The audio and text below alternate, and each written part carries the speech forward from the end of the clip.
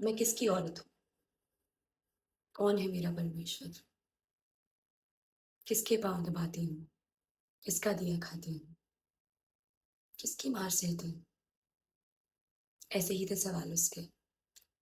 बैठी थी जो मेरे सामने वाली सीट पर रेलगाड़ी में, मेरे साथ सफर करती। उम्र होगी कोई 70-75 साल। आंखें धंस गई थी उसकी, मांस शरीर से झूल रहा था। चेहरे पर थे दुख के पठार, थी अनेक फटकारों की खाइयां। सोचकर बहुत मैंने उससे कहा, मैं किसी की औरत नहीं हूं, मैं अपनी औरत हूँ। अपना खाती हूँ, जब भी जी चाहता है तब खाती हूँ। मैं किसी की मार नहीं सहती और मेरा परमेश्वर कोई नहीं। उसकी आंखों में भर आई एक असहज खामोशी। कैसे कटेगा इस औरत का जीवन?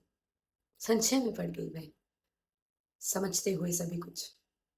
मैंने उसकी आंखों को अपने अकेलेपन के गर्व से भरना चाहा, फिर हंसकर कहा, मेरा जीवन तुम्हारा ही जीवन है, मेरी यात्रा तुम्हारी ही यात्रा। लेकिन कुछ घटित हुआ जिसे तुम नहीं जानती। हम सब जानते हैं कि कोई किसी का नहीं होता, सब अपने होते हैं, अपने आप में लथपथ, अपने होने के हक से लकतक। लेकिन यात्रा समाप्त नहीं हुई है, अभी पार करनी है कई और खाइयां फटकारों की, दुख के एक दो और समुद्र, पठार यात्राओं के अभी और दो चार।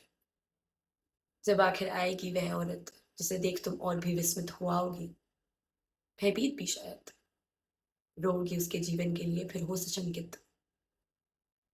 कैसे कटेगा इस औरत का जीवन, फिर से कहोगे तुम। लेकिन वह हंसेगी मेरी ही तरह, फिर कहेगी, उन्मुक्त हूं देखो, और ये आसमान, समुद्र, यह और उसकी लहरें, और इसमें बसी प्रकृति की गंध सब मेरी है। और मैं हूं अपने पूर्वजों के शाप और अभिलाषाओं से दूर, पूर्णतः अपनी। मैं किसकी औरत हूँ? सविता सिंह।